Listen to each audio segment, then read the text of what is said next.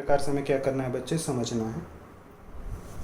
ठीक है, तो उसमें पहली जो मान्यता थी बच्चे, उस मान्यता में ये रखा गया था कि भारतीय राजनीति में जो जातिवाद की शिकायत करते हैं उन्हें न तो भारतीय समाज की समझ है और न ही राजनीतिक प्रक्रिया की। ये बात रजनी कोठारी के द्वारा बोली गई थी बच्चे।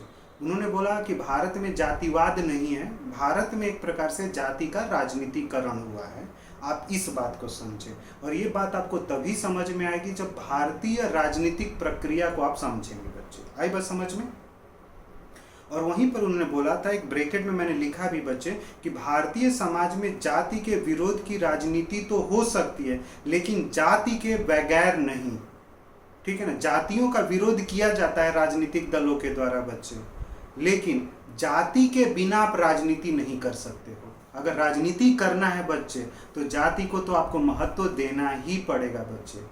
ठीक है ना, कभी तुम जब चुनाव होगा, जैसे अभी बिहार में विधानसभा का चुनाव होने वाला है बच्चे, इस टॉपिक को अगर समझना है तुम्हें अच्छे से, तो बिहार में जो चुनाव होने वाले हैं विधानसभा का, वहाँ पे देखना कि जब चुनाव का परिणाम आएगा बच्चे, या चुनाव के दौरान जो मीडिया वाले जब चीज़ें बताएंगे बच्चे, तो उसमें देखना कि किस जाति के लोग लालू प्रसाद यादव को वोट दे, लालू प्रसाद यादव के पार्टी को करने वाले हैं, किस जाति के लोग नीतीश कुमार को करने वाले हैं, या किस जाति के लोग बीजेपी को करने वाले हैं। ये तुम्हें वहाँ से क्या होगा पता चलेगा बच्चे।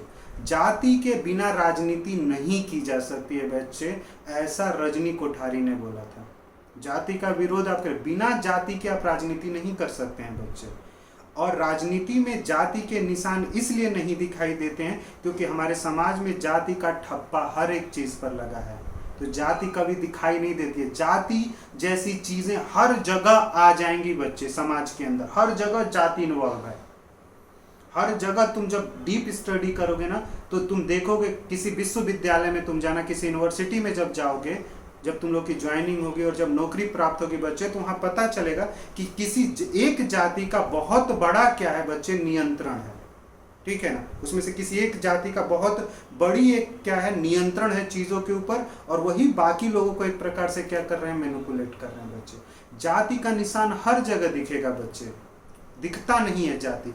पता चल रहा है कि व्यापारिक काम करना, एक दुकान लगाना है, तो बोला जाता है कि हमारे समाज में तो जो व्यापारिक काम करेगा वो कौन करेगा, बनिया करेंगे बच्चे, गुप्ता जी करेंगे, अग्रवाल जी करेंगे, कोई दूसरा नहीं कर सकता है। तो हर जगह पे तुम्हें कहीं ना कहीं जाति जैसी चीजें दिखती, इस जाति के लोगों का काम ये है, इस जाति के लोगों का काम ये है, ये सारी चीजें जो है ना वो दिखती नहीं है, लेकिन जाति जो है वो हर जगह एक प्रकार से क्या है, इन्वॉल्व है बच्चे। वही बात समझ में, इसलिए जाति का ठप्पा दिखता नहीं है कि जाति, किस जाति के लोग, क्योंकि हर जाति के लोग अलग अलग तरह की चीजें नहीं कर रहे हैं बच्चे, मिला जुला कार्य करना शुरू कर दिए हैं बच्चे। यह सब कुछ उन्होंने उस समय कहा था जब राजनीतिक विज्ञान के विश्लेषण में वर्ग की अवधारणा केंद्र में थी। बाद में उनकी यही विश्लेषण की पद्धति भारत में राजनीति के समझने और समझाने की सूत्र बनी और भारतीय राजनीति के विश्लेषण में जाति केंद्र में आई बच्चे। रजनी कोठारी ही वो व्यक्ति हैं बच्चे जिन्होंने भारतीय राजनीति के विश्लेषण के केंद्र को क्या कर दिया, बदल दिया। उन्होंने कहा वर्ग को आधार बनाकर अगर भारतीय राजनीति का विश्लेषण करेंगे बच्चे तो बहुत बेहतर एक विश्लेषण नहीं हो सकता। बहुत बेहतर विश्लेषण करने के लिए भारतीय राजनीति का कहीं ना कहीं हमें केंद्र के रूप में किसको रखना चाहिए बच्चे, जाति को रखना चाहिए। तो ये स्टेटमेंट देकर पूछा जा सकता है तुमसे कि भारतीय राजनीति को समझने और समझाने के लिए जो नए सूत्र का निर्माण किया गया था, जहां पे वर्ग को हटाकर जाति को केंद्र बनाया गया था, ये विचार किसके द्वारा दिया गया बच्चे, तो भी ऑप्शन में तुम्हें रजनी कोठारी ही टिक करना पड़ेगा। आई बात समझ में? पेज नंबर 4 पे आओ बच्चे। वहां पे जो दूसरी मान्यताएं हैं बच्चे उनकी, स्वतंत्र भारत में जातियों का राजनीतिकरण हुआ है और अब जातियों का प्रयोग वोट और सत्ता प्राप्त करने के लिए किया जा सकता है। तो यही चीजें मैं समझा रहा था कि भारत में जातिवाद नहीं, जाति का क्या हो गया, राजनीतिकरण हो गया। यानी जाति का हम लोग उपयोग करके राजनीतिक सत्ता प्राप्त कर सकते हैं, या किसी जाति का समर्थन करके हम क्या कर सकते हैं, वोट प्राप्त कर सकते हैं बच्चे। ये रजनी कोठारी की मान्यता थी। उन्होंने ही बोला था कि भारत जैसे पिछड़े समाज में जाति जो थी बच्चे, उन्होंने एक प्रकार से दबाव समूह के रूप में क्या किया था, भूमिका निभाया था। एक तरह से ऑपरेशन ग्रुप की तरह से क्या करते थे, काम करते थे। अगली जो मान्यता उन्होंने रखी बच्चे रजनी कोठारी के, समाज की कोई भी संरचना पूर्णतः समाप्त नहीं होती है, बल्कि उसका स्वरूप क्या हो जाता है, परिवर्तित हो जाता है। बच्चे ये ध्यान में रखना, जाति जो है वो कभी समाप्त नहीं होगा। पहले की परंपरागत जाति और अभी की जाति में क्या हो जाएगा, बड़ा अंतर आएगा। जाति समाप्त नहीं होगा। हो सकता है कि पहले के लोग अपने नाम के साथ जाति लगाते थे, लेकिन आज के समय में हो सकता है कि लोग अपने नाम के साथ जाति जोड़े ना। तो इसका मतलब ये नहीं कि वो जाति जैसी चीजों को छोड़ दिया है या जाति जैसी चीजें से जो लाभ प्राप्त हो रहा है उसको छोड़ रहे हैं, नहीं।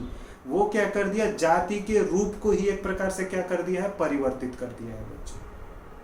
ठीक है, तो जाति जैसे कुछ लोग होंगे ना, तो वो लगता है कि समाज में कुछ लोग होते हैं जो भेदभाव कर देते हैं। तो वो जैसे मुझे अपना नाम बताना होगा तो मैं सिर्फ भानु अवध बोल दूंगा, ठीक है, मैं भानु अवध यादव नहीं बोलूंगा या भानु अवध सिंह नहीं बोलूंगा।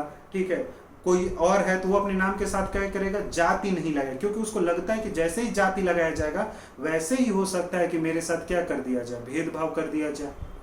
ठीक है, इस तरह की चीजें क्या होने लगती हैं बच्चे, उत्पन्न होनी शुरू हो जाती हैं।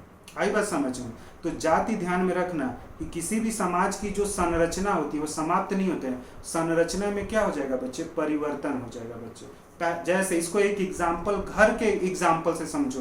पहले के जो घर थे बच्चे, घर बनाने के जो तरीके थे, आज भी तो घर उसी संरचना के तरह से ही, उसी संरचना पे ही बनता है, नींव आज भी डालते हैं, लेकिन घर का जो स्टाइल होता है ना बच्चे, वो बहुत क्या हो जाता है, परिवर्तित हो जाता है बच्चे। इसीलिए बोला जाता है कि समाज की जो संरचना होती है बच्चे, वो क्या होती है, समय के साथ परिवर्तित हो जाती है।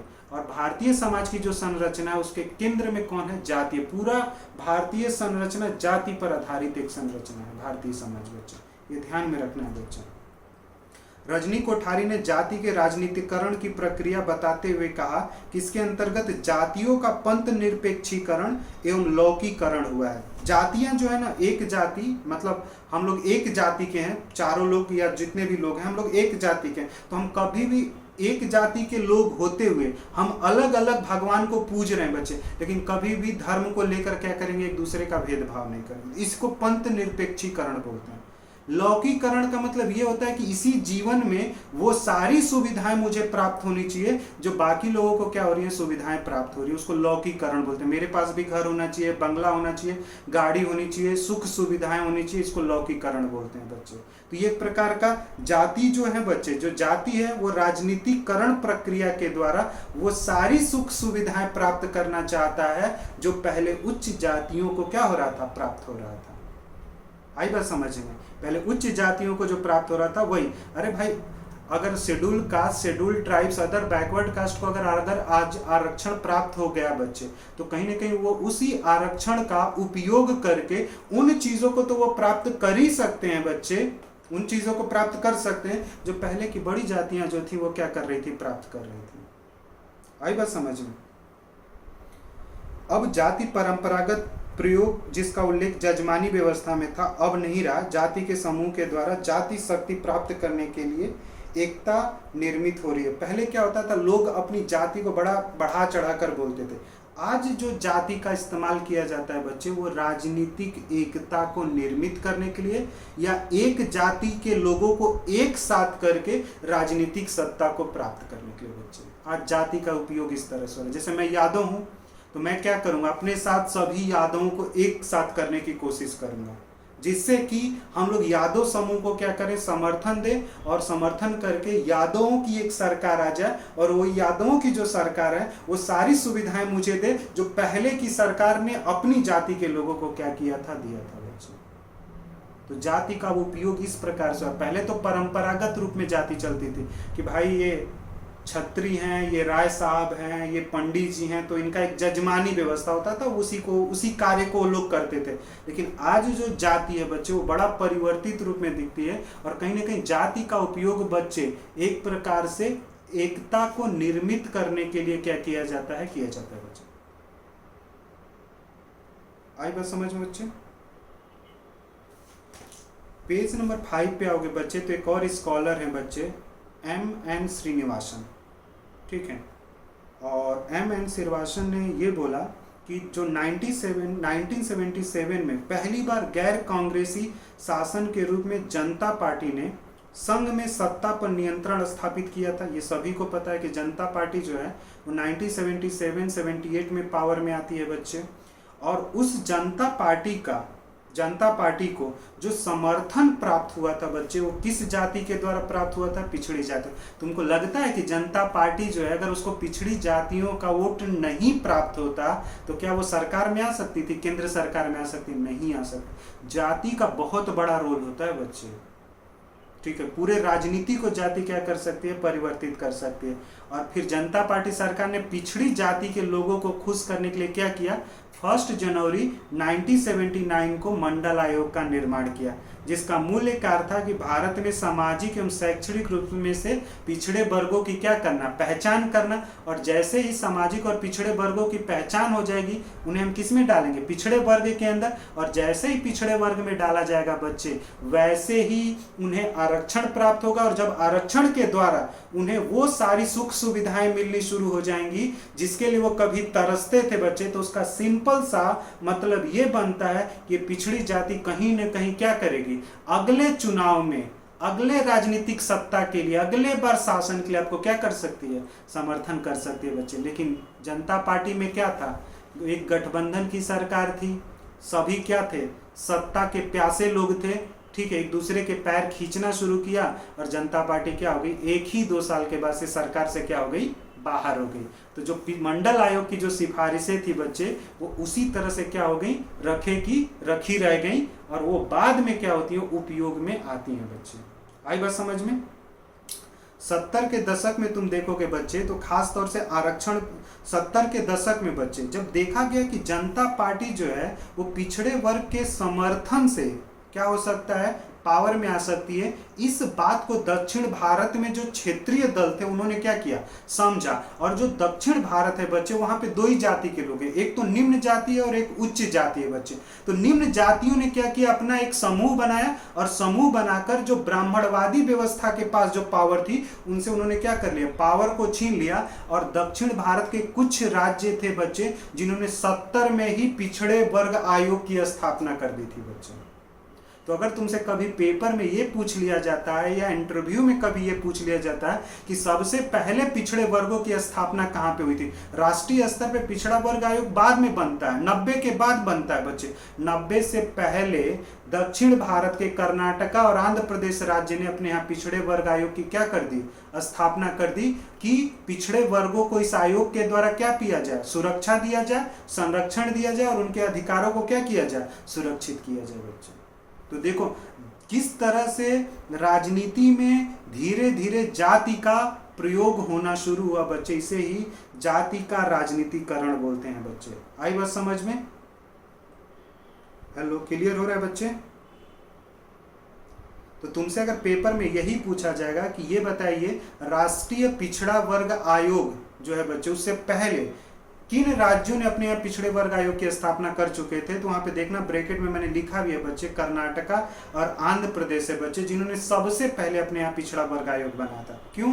क्योंकि उन्हें पिछड़ा वर्ग के वजह से वो राजनीतिक सत्ता उन्हें प्राप्त हो गई बच्चे, ठीक है।